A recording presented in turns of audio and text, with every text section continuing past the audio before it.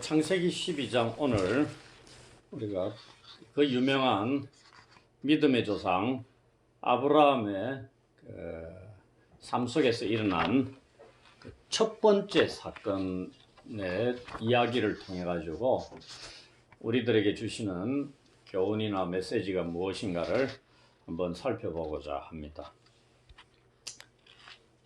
본문은 하나님께서 아브라함을 부르시는 사건이 12장 1절에 나옵니다. 그때 하나님께서 아브라함을 부르셔가지고 땅, 자손, 복에 대해서 약속하시면서 아브라함을 부르시고 가나안 땅으로 이끄시는 그런 사건이 12장 첫 단락에 있습니다. 그 이후에 처음으로 접하는 사건을 자세하게 기록한 본문이 우리가 읽은 오늘 12장 10절에서 20절 사건입니다. 이 내용을 우리가 보면은 믿음의 조상이라고 알려져 있는 아브라함, 그가 부르심 받고 난 이후에 첫 사건에서 어떻게 하나님 앞에 반응을 했는가? 우리가 생각하는 믿음의 조상이니 엄청난 믿음의 행위들을 하면서 하나님으로부터 복을 누리지 않았을까? 사건을 만나더라도 이렇게 생각할 수 있을지 모르나 오늘 본문에 보면은 믿음의 조상 아브라함의 사건임에도 불구하고 믿음이라는 내용이 하나도 안 나옵니다. 11절 가까이 되는 이 좀 긴 단락 속에서 아브라함이 믿음의 행위를 했다고 찾아볼 수 있는 내용이 없다 이 말입니다. 그래서 우리는 오늘 본문을 통해서 우리가 늘 믿음의 조상 아브라함 사건을 볼 때마다 아브라함의 믿음이 얼마나 위대했는가를 찾고 그것을 통해서 도움을 입으려고 합니다. 오늘은 그게 아니고요. 철저히 하나님이 어떠한 분인가, 하나님께서 어떻게 하셨는가, 여기에 관심을 가지셔야 됩니다. 그거에 대해서 설명을 드리도록 하겠습니다. 제가 성경을 말씀을 설교할 때마다 말씀드리는 게 뭐냐면은 성경 읽을 때마다 조금 구조를 한번 살펴봐라. 그리고 구조에 대해서 말씀을 자주 드립니다. 오늘 본문도 10절부터 20절인데요. 10절에 딱 보면은 애굽에 내려가는 게 나옵니다. 애굽에 내려감. 그 다음에 20절에 보면은 애굽에서 나감에 대해서 나옵니다. 요 안에서 애굽에서 들어가가 거기서 일어난 사건을 경험하고 애굽에서 나가는 이걸로 되어 있습니다.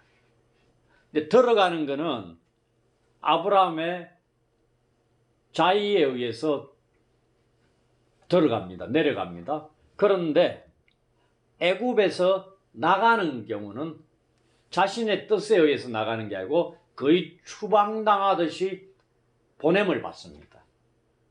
그건 이제 제가 어떤 의미가 있는가는 쭉 풀어서 진행하면서 말씀을 드리겠습니다. 이런 구조로 되어 있다. 이걸 먼저 말씀을 드립니다. 그 안에 10절과 20절 안에 세 가지 장면이 나온다는 얘기입니다. 첫 번째 장면이 11절부터 13절에 나옵니다. 애굽으로 내려가면서 아브라함이 아내 사레에게 하는 말이 무엇인가가 나옵니다. 그 다음에 14절부터 16절까지가 두 번째 장면입니다. 내려갈 때 아내 사레에게 했던 게 애굽에서 내려가는 것이 두렵다는 것을 설명합니다. 그런데 그 두려움이 애굽에서 성취가 되어버립니다. 그게 14절부터 16절이는 두 번째 장면입니다.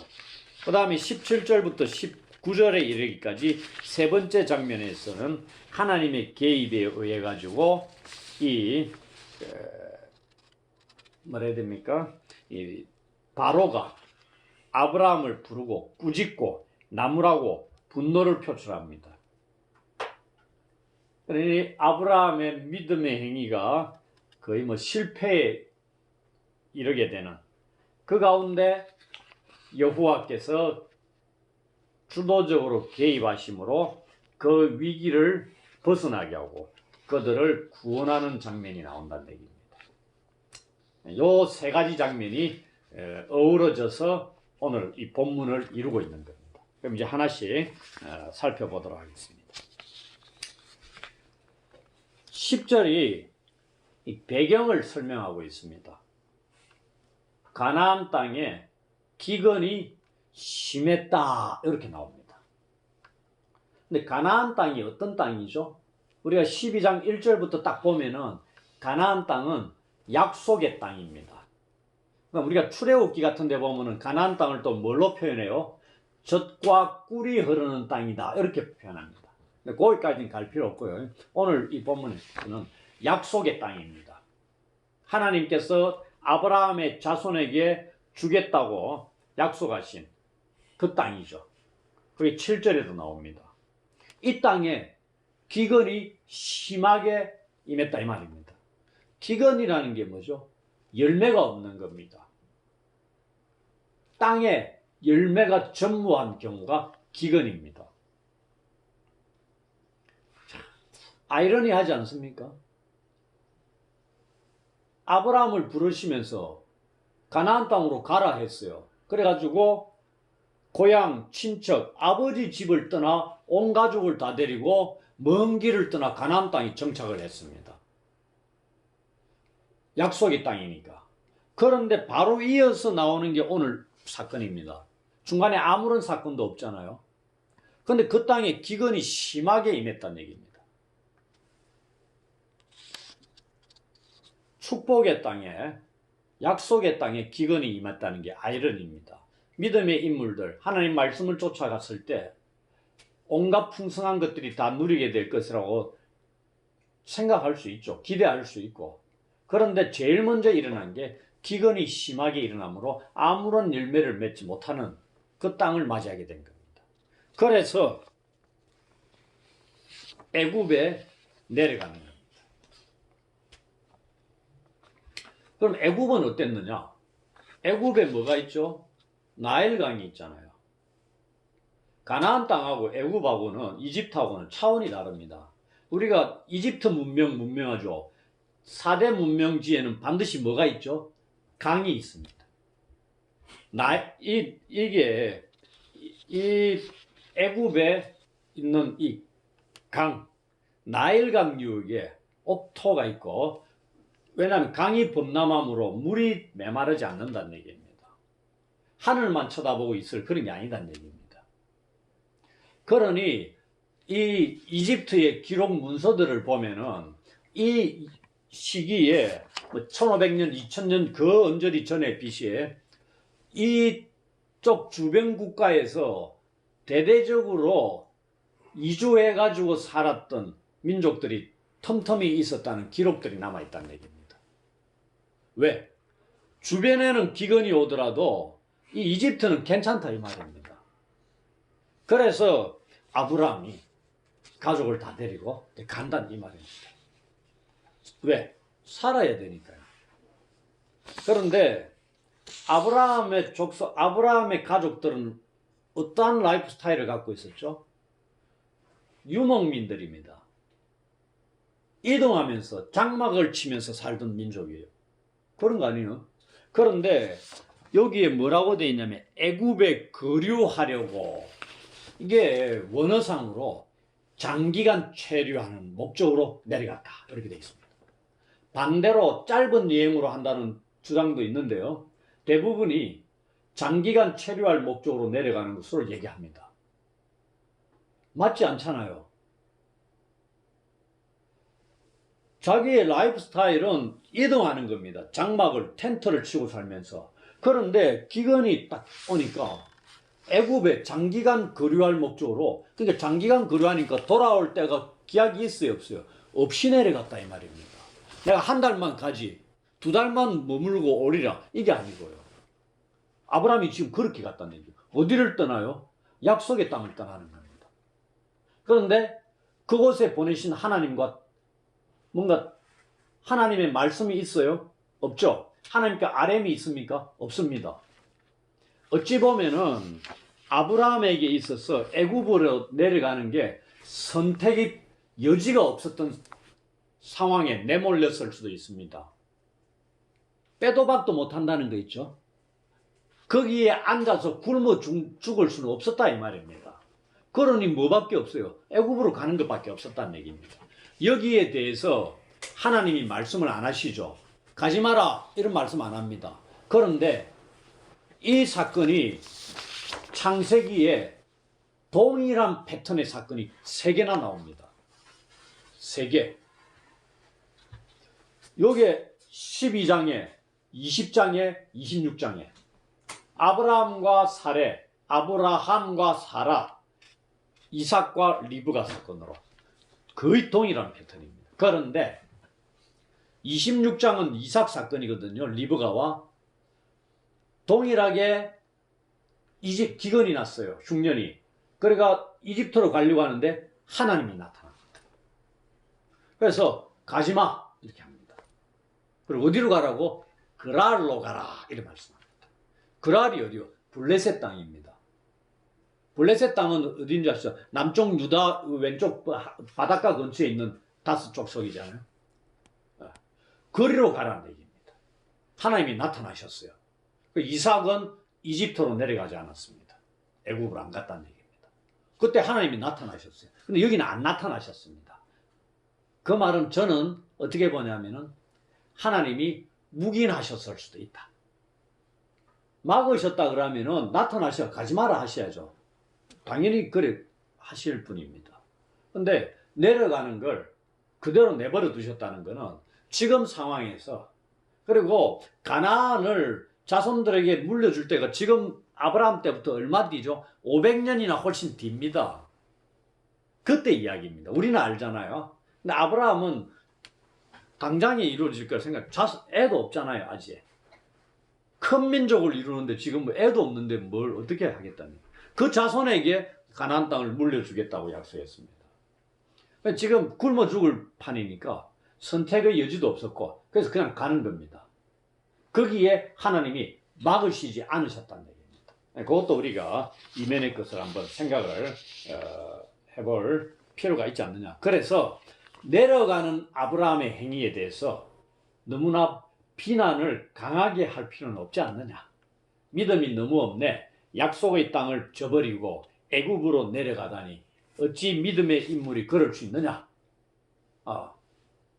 그렇게 몰아붙일 것까지는 없지 않느냐는 생각을 갖습니다. 그런데 우리가 또 하나, 아브라함이 지금 75세의 부름을 받습니다. 요 시기도 거의 75세, 76세 그 언저리입니다.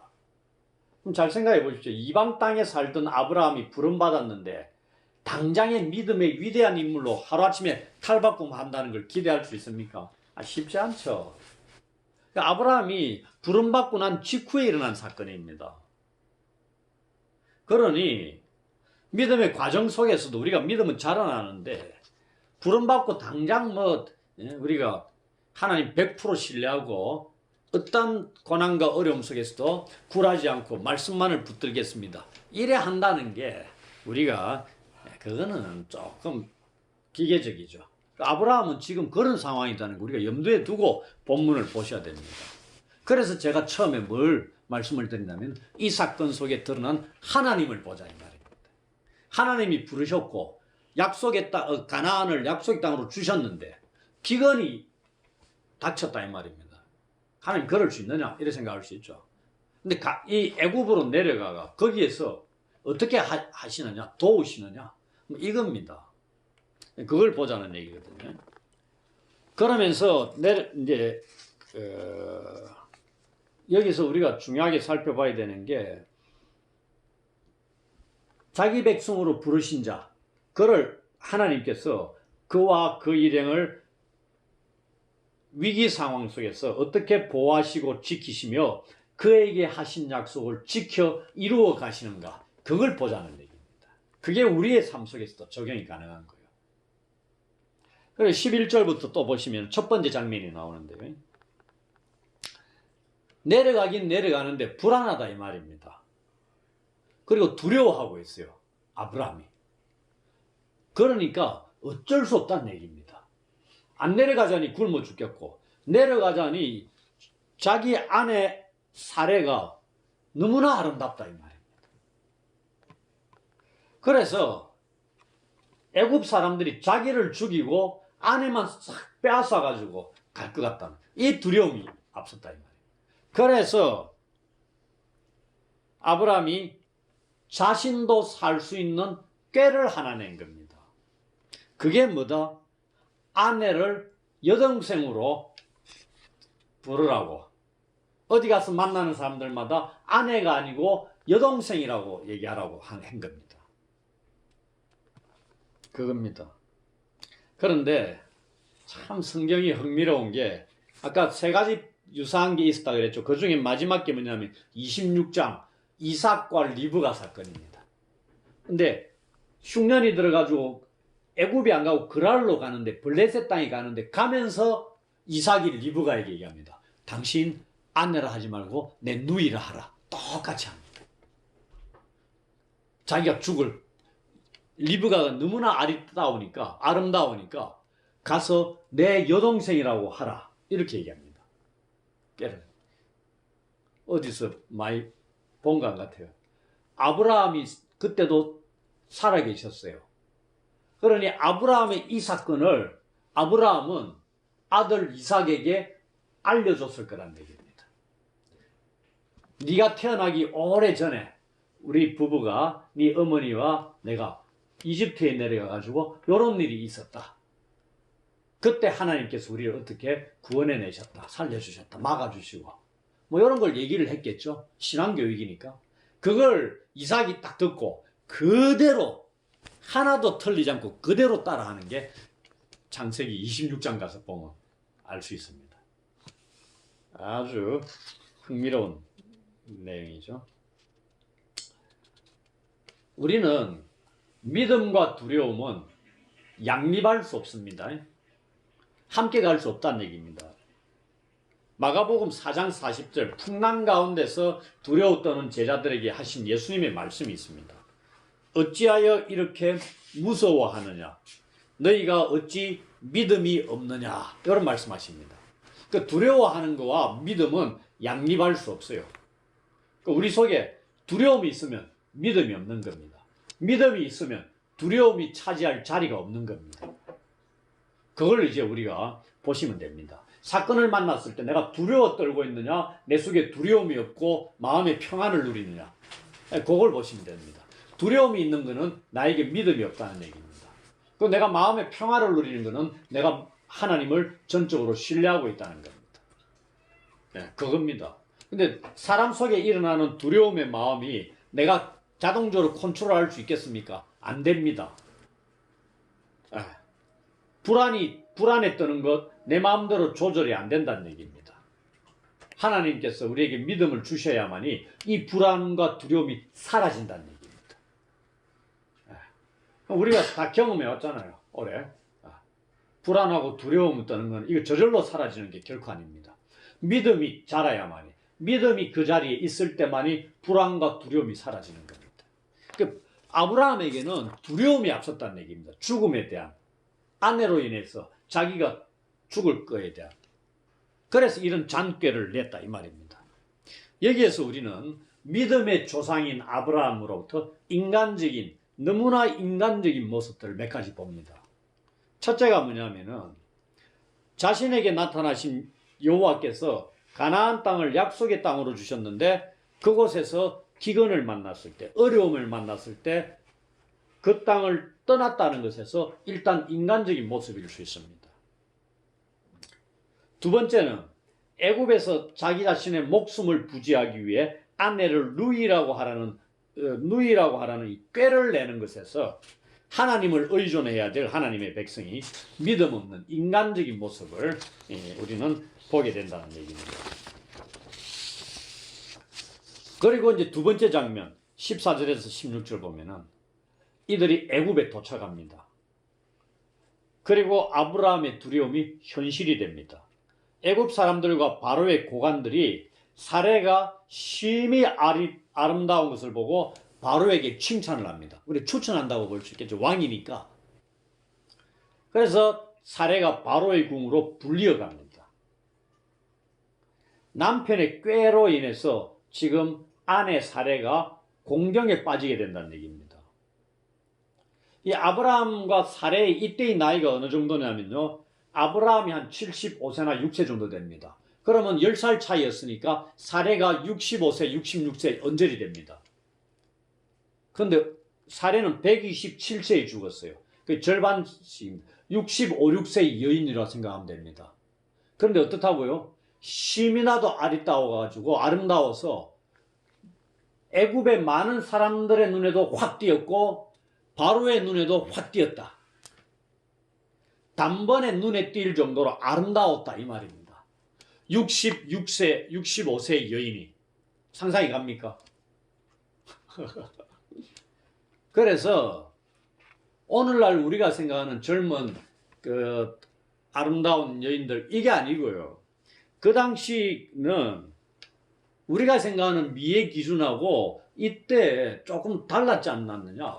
확 눈에 띄는 거는 미적인 아름다움도 있을 수 있는데 그 여자로부터 풍겨나오는 여성의 자태, 품위, 고상함 뭐 이런 것들이 복합적으로 어우러져서 발산한 아름다움이었다. 그렇게 봐야 된다는 얘기입니다.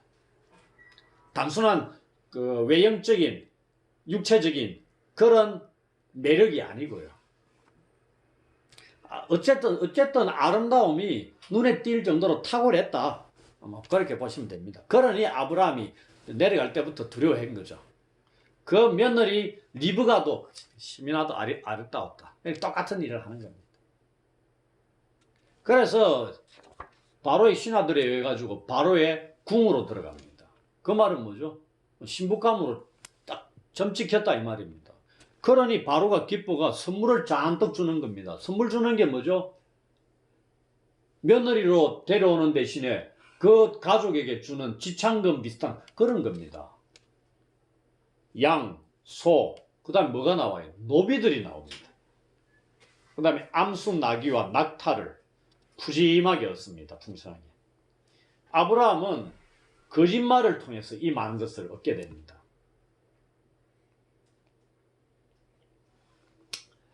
그런데 17절부터 세 번째 마지막 장면에 딱 가면 아브라함이 했던 거짓말로 인한 이 문제가 오래가지 않습니다. 왜? 하나님이 개입하시는 겁니다. 왜 하나님이 개입하시죠? 하나님은 언약에 철저하신 분입니다. 약속에. 얼마 전에 아브라함 부르실 때 무슨 약속을 주셨죠? 아브라함을 통해 큰 민족을 이루고 가나안 땅을 아브라함의 자손에게 주리라고 약속하셨습니다. 그럼 아브라함의 자손이 누구로부터 나와요? 아내 사레를 통해서 자손을 주시겠다는 약속이잖아요. 그런데 지금 사레가 어떻게 되고 있어요? 바로의 왕의 궁궐에 들어가가지고 후궁이 되든 왕비가 되든 그런 처지에 빠져든 겁니다. 근데 아브라함에게 이 상황을 돌이킬 만한 힘이 있어요? 전혀 없죠. 그래서 하나님께서 직접 나서신 겁니다. 어떻게 하시죠?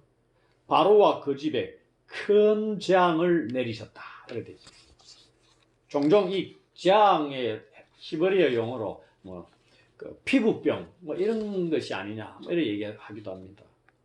고대의 질병은 신이 보내는 것으로 여겨졌습니다.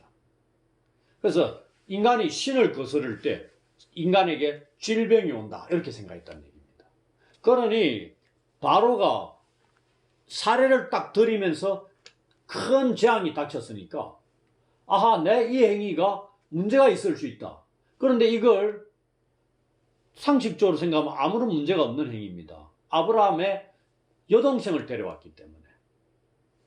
그런데 하나님은 모든 걸 아시죠. 그래서 하나님께서 아브라함에게 약속하신 이 약속이 깨어지는 것을 막기 위해서 재앙을 내리며 막으시다 이 말입니다.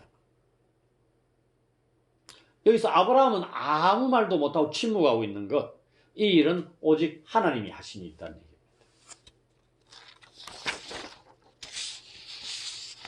그런데 이 재앙을 당하고 바로가 급히 아브라함을 부릅니다.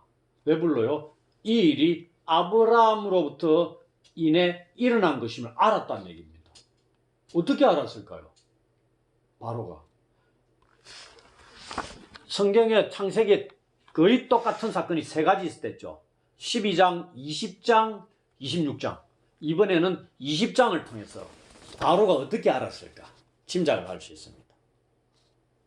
거기에도 애굽으로 내려가는 게 아니고 그랄에, 기근이 이래서 그랄에 내려갑니다. 누가? 아브라함과 사라가. 거기에 그랄 왕 아비멜렉에게 알려집니다. 그 아비멜렉이 동일하게 아내 사라를 데려갑니다. 이때 하나님이 개입하는데 어떻게 해요? 꿈에. 아비멜렉 왕의 꿈에 나타나가지고 하지 말라고 막으시는 겁니다. 마찬가지로 우리 12장 본문에서도 하나님께서는 바로에게 꿈을 통해서 나타나시든지 다른 어떠한 방법을 통해서라도 바로로 하여금 아브라함의 아내 사례를 아내로 취하는 것을 막으신 겁니다. 능히 하실 수 있는 분이죠. 근데 사실 우리는 바로의 입장에서 생각해 볼 필요가 있습니다. 사실 마른 하늘의 날벼락 아닙니까? 자신이 무엇을 잘못했는지도 모른 채 재앙을 맞이한 겁니다. 그래서 아브라함을 불러놓고 뭘 어찌하여 이렇게 했느냐. 세 번에 걸쳐서 얘기합니다. 어찌하여. 불만, 놀라움, 분노를 표출하는 내용입니다. 그러면서 아브라함의 잘못을 다그칩니다. 자신은 아브라함에게 많은 재물도 줬고 노비도 줬고 자기가 당하고 있는 이 재앙에 대해서 얼마나 억울하겠습니까? 또 자기가 데려온 사례는 아브라함의 아내가 아니라 여동생이라 했기 때문에 그래서 내가 아내로 삼고자 한 겁니다. 아무런 잘못이 없어요. 이 모든 것이 어디로부터? 아브라함의 거짓말로부터 일어난 겁니다. 아브라함이 이것 또한 바로가 나무라고 했습니다. 그리고 바로의 세 번에 걸친 나무람에 아브라함은 유구무원, 아무런 할 말이 없어요. 왜요? 잘못했기 때문에. 그러면은 지금 누가 칼자루 쥐고 있어요? 바로가 칼자루 쥐고 있죠. 바로가 왕입니다. 아브라함은 누구죠? 저 가나안 땅에 기근이 들어가 우리나라에 잠시 살려고 내려온 자입니다. 그럼 내가 고난을 쥐고 있기 때문에 나에게 거짓말을 했어요. 왕에게. 그럼 분노가 치밀어 아브라함이 내려올 때 두려워했던 것처럼 아브라함을 싹 죽여버리고 이제는 남편 아브라함을 죽이고 사례를 완벽한 자기 아내로 삼을 수가 있었겠죠. 그런데 그것 또한 하나님께서 막으셨다 이 말입니다. 거기에까지 나가는 것까지 못하게 하셨다 이 말입니다. 하나님 이렇게 일하신다는 얘기입니다. 그래서 바로는 이러한 하나님이 함께 하시는 아브라함과 사라와 더 이상 함께 있으면 안 되겠다 이 말입니다. 그래서 그의 일을 어떻게 애굽의 사람들에게 다 알립니다. 손대지 말라 이 말이죠. 나가는 데 있어서 보내는 데 있어서 나에게 거짓말을 했을지라도 여호와 하나님이 함께하는 자이기 때문에 건드리면 큰일 난다 이 말입니다. 그래서 그와 함께 그의 아내와 그의 모든 소유를 내보냅니다. 누가 자의적으로 아브라함이 가는 게 아니고요. 바로 왕이 내보낸다 이 말입니다. 이 내보낸다는 얘기 또 보내었더라는 히브리어가 추방이라는 의미를 함축하고 있습니다. 그래서 이스라엘의 출애굽을 묘사하기 위해서 가장 자주 쓰였던 용어가 보내었더라 이 얘기입니다. 샬라흐이라는 피해령이라고 하는데 이 동사가 출애굽기 3장에서 11장에 걸쳐서 나옵니다. 10가지 재앙을 맞이하고 바로가 떠밀듯이 내보내잖아요. 그때 쓰인 용어입니다. 하나님께서 약속하신 가나안 땅에 기근이 심해지자 아브라함과 아내 사라가 생존을 위해서 애굽으로 함께 내려갑니다. 그러나 그러한 행위를 아브라함은 믿음을 쫓아 행하지 않죠. 자신의 지혜를 의지합니다. 그러나 하나님께서는 위기에 처한 사례를 보호하시고 지키실 뿐만 아니라 양과 소와 노비와 암수 나귀와 낙타를 풍성하게 채우셔서 다시 가나안 땅으로 올라가게 하십니다. 비록 아브라함은 믿음으로 하지 않았으나 하나님은 약속하신 자녀는 아직 주시지 않느나 자녀 대신에 소유물을 풍성하게 채우십니다. 약속의 땅 가나안에 아무런 열매가 없게 된 상황에서 애굽으로 자유로 내려간 아브라함과 그 일행들에게 소유물을 지금 기근이 일어났으니까 소유물이 필요하겠죠. 먹고 생존할 수 있는 그걸 풍성하게 채우십니다. 언약 백성이 약속의 백성이 부름받은 백성이 비록 믿음이 약해서 말씀을 따라 바르게 행하지 못할 수도 있습니다. 그럴지라도 하나님께서는 자기 백성을 굶기지 않으시는 분이라는 걸 보여주고 있다 이 말입니다. 이 사건은 한 500년 뒤에 일어나게 될 출애굽 사건의 예표적인 성격으로 우리에게 미리 맛보여주는 사건으로 생각할 수 있습니다. 수백 년 뒤 애굽에서 이스라엘 백성들을 큰 민족을 이루게 하시고 10가지 재앙을 통해서 바로로 하여금 이스라엘 모든 백성들을 내보내게 되는 하나님의 구원 사건을 이곳에서 우리는 미리 엿볼 수가 있는 겁니다. 이걸 아브라함이나 사례가 어찌 알겠습니까? 우리는 아는 거죠. 이제 우리는 마무리를 하도록 하겠습니다. 이 이야기를 통해서 믿음의 조상 아브라함의 너무나 인간적인 나약한 모습을 보았습니다. 그럼에도 불구하고 그를 부르신 하나님께서 그에게 하신 이 약속, 언약을 어떠한 위기와 위험 가운데서도 신실하게 지키시고 이루어 가신다는 것을 확인할 수 있습니다. 본문에서 우리는 이 언약에 신실하신 하나님께 초점을 맞춰야 된다는 얘기입니다. 마찬가지로 하나님께서 우리도 불러주셨어요. 아브라함처럼 우리 또한 위기를 만날 수도 있습니다. 그때 우리 자신의 힘과 노력으로 대처해 나가고 극복해 나가려고 애쓸 수도 있습니다. 비록 그러한 상황에서도 하나님은 우리를 지키시고 보호하신다는 겁니다. 우리에게 약속하신 것 반드시 이루어 가십니다. 그래서 지금 우리에게 필요한 게 무엇이다? 이 하나님을 믿고 따르는 것이라는 얘기죠. 하나님의 백성들은 이러한 사건들을 통해서 하나님을 알아가며 그 속에서 믿음이 자라갑니다. 우리가 나중에 세월이 흘러 아브라함이 이삭을 바치라는 그 하나님의 시험을 완벽하게 통과하는 장면을 볼 때 그때가 이 부르심 이후에 몇 년이 지난 줄 압니까? 약 35년에서 40년이 지난 뒤에 그 테스트가 주어집니다. 엄청난 세월이 흘렀다는 건 뭐죠? 이러한 사건들을 통해서 아브라함의 믿음이 엄청나게 성장했다 이 말입니다. 하나님이 어떠한 분인가를 구구절절히 깨달아갔다 이 말입니다. 그러니 그런 테스트를 통과할 수 있는 거죠. 처음 부르는 이 상황에서 이러한 사건 하나도 제대로 믿음으로 통과 못하는 자가 어떻게 아들을 바치라는 그 엄청난 테스트를 완벽하게 통과할 수 있겠느냐 이 말입니다. 그거는 아브라함의 믿음과 하나님과의 관계가 그토록 깊어졌다 이 말입니다. 세월 속에서. 우리도 마찬가지죠. 지금 우리가 처한 상황이 어떻느냐, 어떠한 형편에 처해 있느냐, 그 속에서 하나님께서 우리가 어떻게 행하기를 원하시는가를 알아야 됩니다. 기도를 통해서 여쭈어야 되고요. 그리고 어쩌든지 믿음을 쫓아 반응하고자 노력해야 된다는 얘기입니다. 완벽하진 않을지라도 그 속에서 실패할지라도 넘어질지라도 인간적인 모습이 혹 보일지라도 노력해야 된다는 얘기입니다.